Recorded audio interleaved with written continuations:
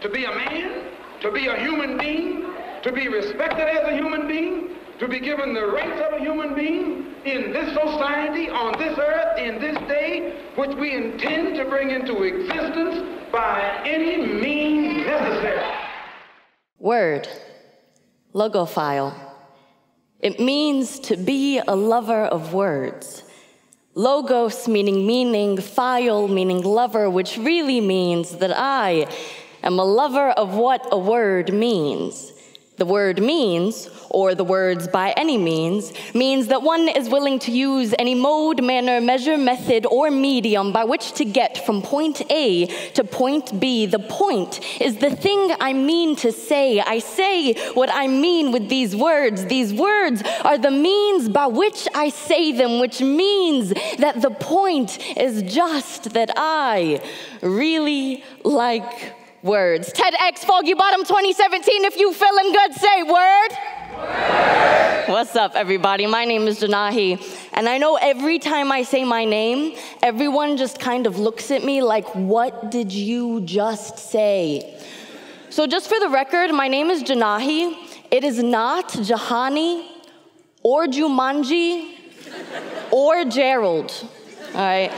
And for those of you that don't know, I am a spoken word artist, and if you don't know what that is, that's perfectly fine. I think the easiest way to explain what a spoken word artist is that they are very much the opposite of a therapist, right? And so a therapist, you sit down, you tell them your problems, you feel better. A spoken word artist, you sit down, I tell you my problems, you feel worse. Now, generally speaking, this means that I am a storyteller.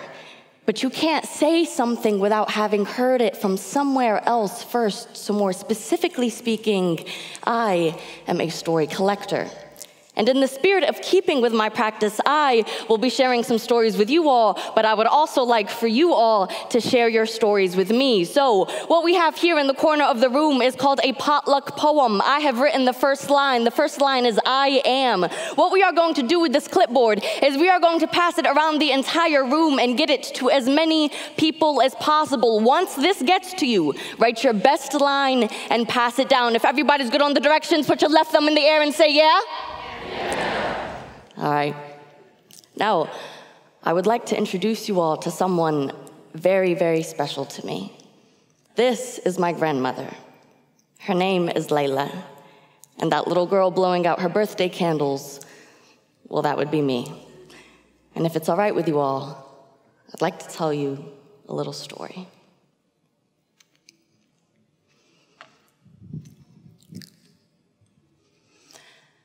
Now, when I look back to my childhood, right, my first thought is usually, damn, I was really dumb.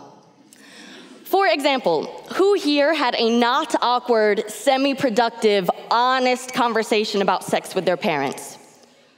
Right, okay, so a few of you, but mostly nobody.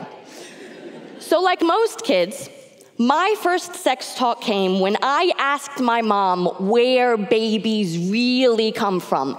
And like most parents, my mom said that babies are a gift from God. And I didn't know that the reproductive system was even a thing. So I just thought that I popped out like Jesus did and that the Holy Spirit came and dropped me off and told my mom that I was going to grow up to be really cool. And then my mom was like, all right, cool.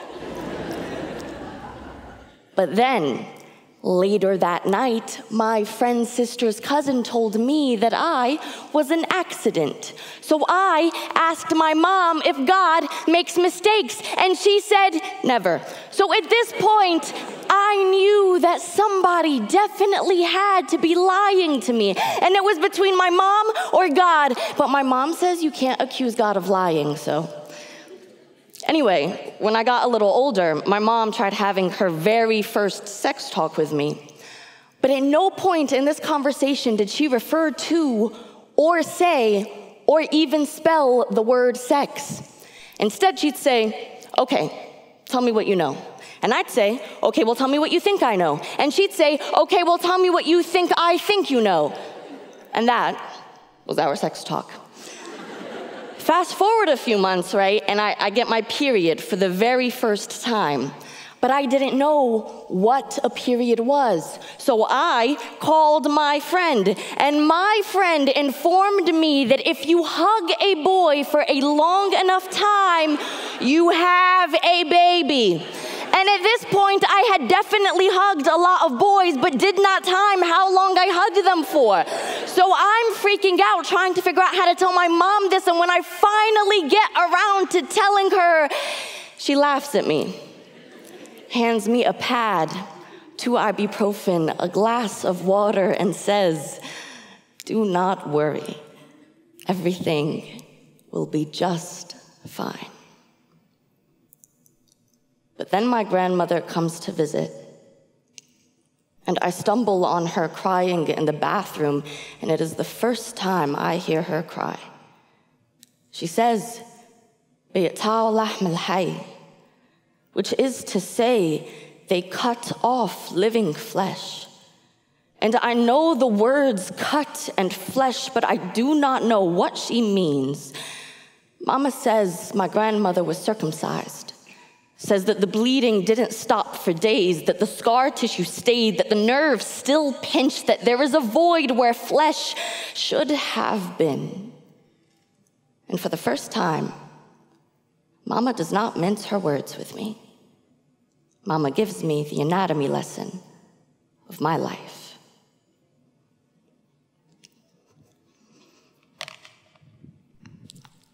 Word. Female genital mutilation, a tradition that affects 200 million women every year in over 30 countries. It is the removal of female genitalia, usually without anesthesia, carried out on girls between infancy and the age of 15. Now, my grandmother is 81 years old now, and as a performance artist, I have probably told this same story over 100 times. But it never seems to lose its sting. It is a fresh cut every time. As an artist and social justice activist, my grandmother's story is one of many that I've been collecting and telling over the years. And I like to think of stories as a morsel of human experience. Like the little piles of stones left by hikers, they mark a path through the territory of what it means to be human. All of the stories that I tell are real, many of them painful, but I share them in the hope that you will step into the story with me. Come in this house, take off your shoes, put on a new skin, and live some small part of someone else's life, if only for a moment. Because when we tell a story, any story, what we really mean to say is, "Hi, nice to meet you. Come in, come close, even closer, have a seat, take a look around. Okay, now this is my life, and this is what living is like for me. What do you think? Do you see where it hurts? Can you hear me now? Do you feel me?" Don't get me wrong. I'm under no impression that a story can save the world, but I know beyond a shadow of a doubt that it can damn sure turn the light on. So to me, art and activism have never been so different, because art and activism are always saying, "Look, this is who I am, and all I ask is that you give me the space to exist as I am." Word, artivism. Now, you won't find this word in the dictionary because enough people have to use a word for it to be in the dictionary, but if all 2,000 of us start using the word, then it might make its way into the dictionary. Anyway, the good news is that artivism means exactly what it sounds like. It is art and activism just kind of squished into each other. And although the word isn't in regular use, artivism itself is. Because if we're really paying attention, artivism is something we're starting to see everywhere. It's in the subway systems, the television segments, the billboards, the banners, the graffiti, the magazine covers of Our Times, the light shows that grieved Orlando, the swagger and solidarity. Artivism champions inclusivity, puts problems in perspective, makes the invisible visible, protests global injustice, raises funds for a cause, starts a conversation, commands attention to the crisis, confronts sexism on Wall Street, and makes certain we say Black Lives Matter. From Cambodia to Egypt to Denmark. But the question is why, right? Why artivism at all? And the short answer is, I think, because things are not quite right. And according to Google, if you type in list of things wrong, you get wrong with the world, wrong with America, wrong with me, wrong with 2016. Results may vary, but the facts remain. The longer answer is because artivism is necessary. Because it comes from this need to do something, anything. Because they want to build this wall and make this ban and take away the right to live and love and be safe in our own bodies. Because art is a language that transcends borders or binaries, because by any means, because we meant it when we said so, because maybe millions of years of human existence have taught us that if we can bring our creative spirit to the problem, we can solve the problem. So maybe creativity is the epitome of human resilience. And artivism, simply a way of saying, I am a creator, creative and creating, so you cannot destroy me. Which I think brings us to this much larger question of what does this word, creativity, really mean? Steve Jobs was once quoted saying that creativity is about connecting different ideas to improve what already exists. But Picasso would say that creativity is about stealing different ideas to make something completely original. Oprah, on the other hand, says it's about following the calling that excites you. Eleanor Roosevelt says it's about facing the challenges that scare you. Edison said it's a matter of willpower and being dedicated to getting it done. But Einstein joked often about getting his best ideas when he was daydreaming, pooping, and wasting time. MLK said it's having vision for a better world. J.K. Rowling thinks it's making emotion contagious, but Frida Kahlo, quite frankly, didn't give a damn if anybody felt how she felt. Hendrix thought it was getting the craziness out. Da Vinci thought it was getting the craziness in order. Versace says it happens when there's a conflict of ideas. Bill Nye says it happens when we make things make sense. And Tupac said it was making art of value, but everybody thought Van Gogh's art sucked. And Kanye West, well, I don't know, he actually says a lot of things. And you would think that good old Webster would have the answer, but the Webster Dictionary has over 60 different definitions for the word creativity. But what if they're all using different words to say the same exact thing? Well, then the answer becomes very clear. Creativity is about choosing curiosity over fear, over and over and over again. And when we think about creativity in this way, it is not just about art or inventing things, because curiosity is the first thing we see in every human mind. It is the spark behind the spark of every great idea. Creative expression happens anytime we ask ourselves, what if? What could be? So ladies and gentlemen, it is no coincidence that our social revolutions the world over also ask, what if, what could be, and why the hell not?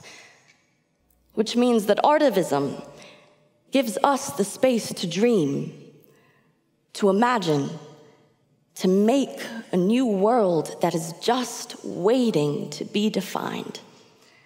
And so with that, I would like to finally present to you all your definition, your artivism, your potluck poem. Here we go, let's kick it one time. I am a proud Muslim American in America, and I don't yet know how that makes me feel.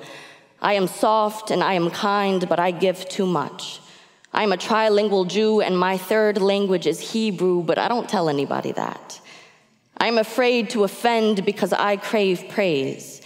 I'm a Lebanese American with homes and family in both locations, and I want confidence that I will be able to visit both homes whenever I want. I'm an Iranian American woman, and that shouldn't matter. I am grateful to be alive and all right. I am the daughter of a single mother. I am a politically active student and woman that realizes how necessary it is to listen to others, to help create change together, rather than work against and fight each other, no matter how different we may be. I am an American citizen who applied for my Irish birthright citizenship so I could have somewhere safe to call home. I am passionate, I am happy, I hope to bring about a positive change. I am a proud mom of Amanda and Dimitri. Yes, Amanda and Dimitri.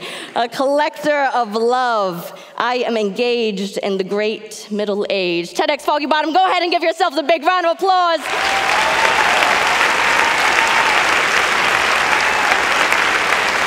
Yes, indeed. And so on the heels of your creativity, I would like to leave you all with one of my absolute favorite words. The word is ex nihilo. It means the ability to make something out of nothing. The ability to say, let there be, and then there it is. Because human creativity is not some fluffy, abstract thing that lives at the edge of our lives. Because for as long as we've been here, it is the only way we have made any progress. And to say that creativity does not matter is to say that individuality does not matter, that people's voices, their art, their bodies, their opinions, their decisions, their contributions, their culture, and by extension, their lives don't matter. Because what is creativity if not something that is uniquely personal, uniquely human? What is creativity if not love for something bigger than ourselves? But most importantly, what is creativity if not remembering that where this world goes next most likely depends on what our imaginations can conjure?